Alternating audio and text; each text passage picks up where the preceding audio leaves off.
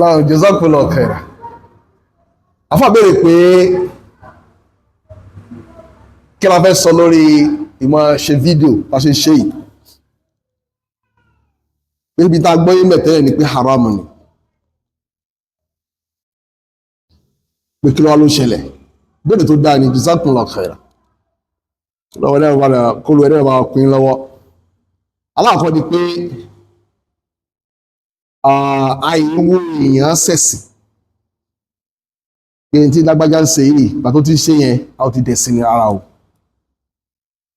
So èèyàn máa ń sọ pé kí ni lágbájá gbára lé tó fi ń ṣe tó ṣe yẹn ni.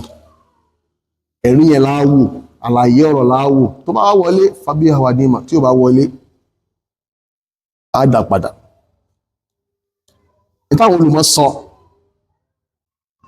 lórí ọ̀rọ̀ fídíò awwalan, àwọn tó lọ síbi pé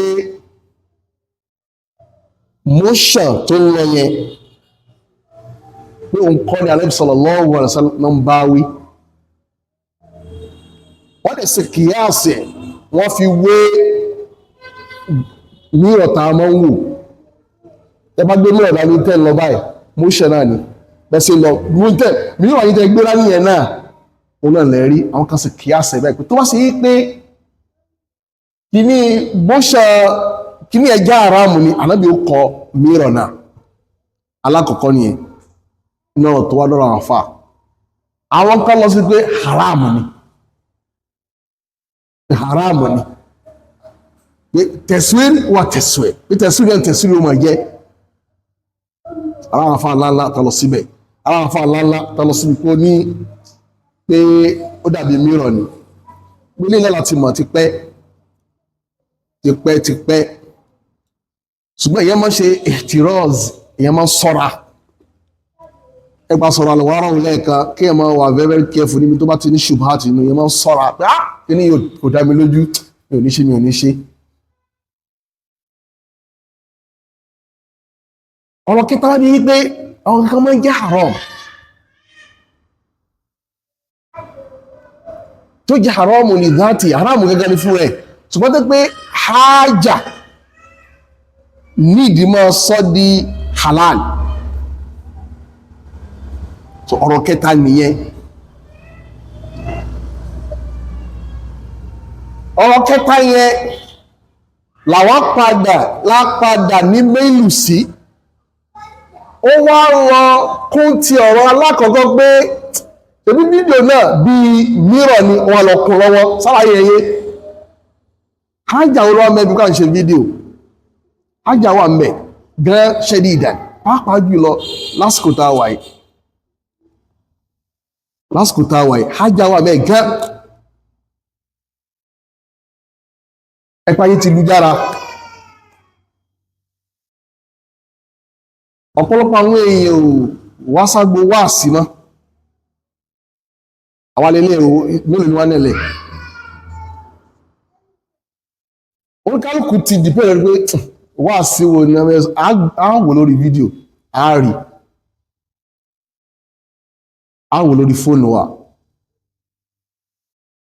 Àwọn èèyàn wá wo oríṣiríṣi nǹkan lórí fóònù.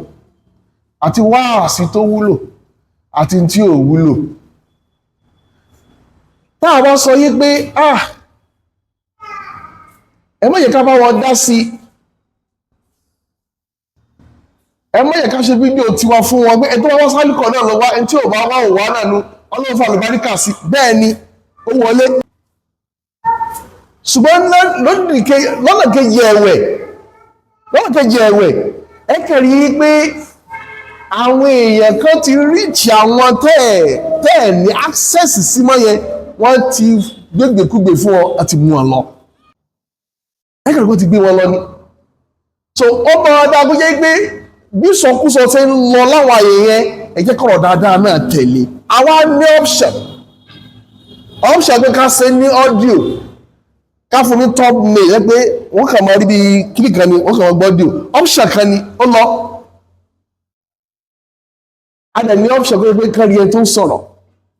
Àtúwọ́n study yẹn náà yìí pé àwọn èèyàn láìkì kan rí ẹni tó ń sọ̀rọ̀ ju pé kẹ́kọ̀ọ́ gbọ́ kí ni o, kẹ́kọ̀ọ́ gbọ́ dì lọ tí wọ́n bí ní sí pé ní WhatsApp messages ẹ máa ń gbà tí wàásì bá wá ní audio tí wàásì bá wá ní fídíò èwo ni ọkọ̀ tètè wò jù ní méjèèjì ẹ dáhùn fídíò ni torí pé táyé ìtàsìkò wa yẹn ń sọ nìyẹn ẹ explode lọ bẹ́ẹ̀ ni so olùgọ́rọ̀ di dàwí nítorí gọ́rọ̀ di dáwà so ló yẹ dáwà fáfin lọ pé hájà yẹn á wọnú ẹ̀ lọ káyé àwọn èèyàn máa bàjẹ́ àánú dẹ̀ ń sèso bẹ́ẹ̀ from experience ó ń sèso dáadáa Wallahu ta'ala a'lam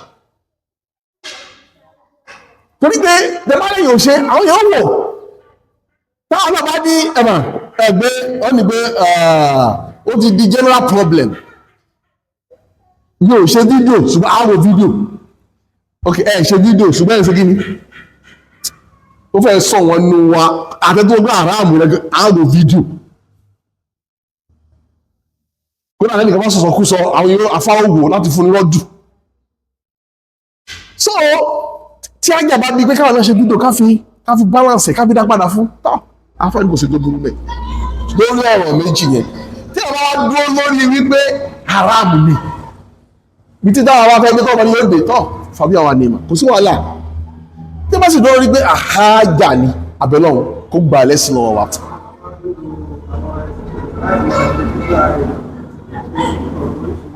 ẹ̀yẹ nọ́nsẹ̀nsì nìyẹn nọ́nsẹ̀nsì nìyẹn ṣe ní ara problem tó wá ti bẹ̀ jáde ní wípé fìtínà yẹn ti wá gbalẹ̀ débi wípé àwọn ẹ̀wà misuse tẹ́bádé TikTok wá ìranu yẹn pọ̀ jáǹtì rẹ̀ mẹ́ ṣùgbọ́n èyàn ni yóò mọ bóòlù yóò sì lò tiẹ̀ tó ti yé kọ́lọ̀ kó ṣàánú sallallahu ala nabiyina Muhammadin wa alihi wa sahbihi wa sallam. Assalamu alaikum wa rahmatullahi.